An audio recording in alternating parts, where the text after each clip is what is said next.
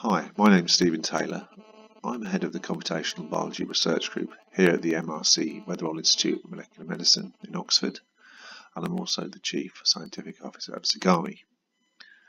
Today we're going to look at chronic arterial disease images, and these were generated at the John Radcliffe Hospital.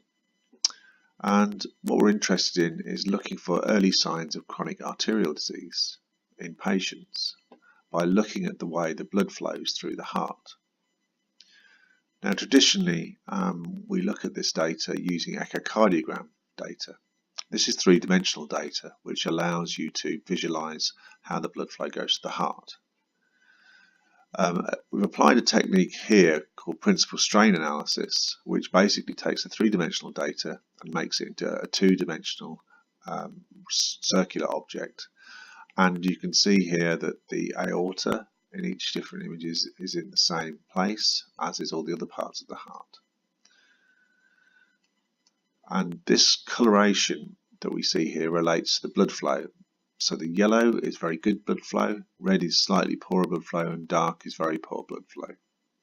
Now what we're interested in is trying to see if we can separate out patients. We've got a set of patients that don't have chronic arterial disease and a set of patients that do have it, and we're going to see if we can separate them out using some machine learning.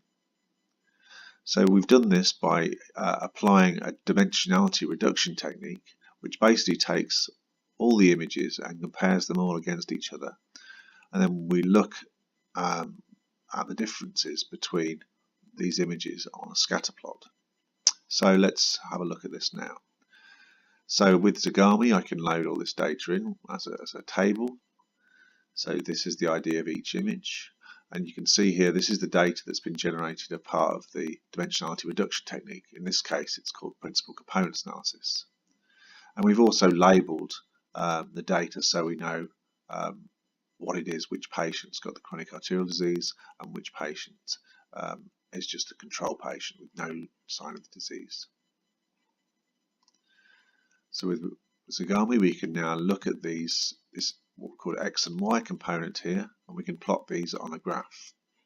And you can see here there are two kind of distinct clusters forming here. And if we overlay the disease data, you'll see these nicely correspond to the chronic arterial disease group and the control group. Now another thing we can do is, once we've looked at it this way, we can order this using the histogram function, using the X part of the principal component analysis. And this helps us then stratify the data so we can actually label it if we wanted to do further machine learning. So we can use this functionality called the picker tool, and I can drag across here to select those images that I think are, in this case, we'll call those bad.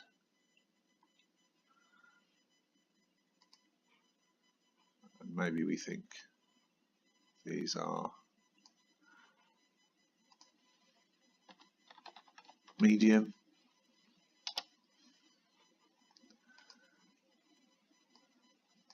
And we can use these, and we say these are good.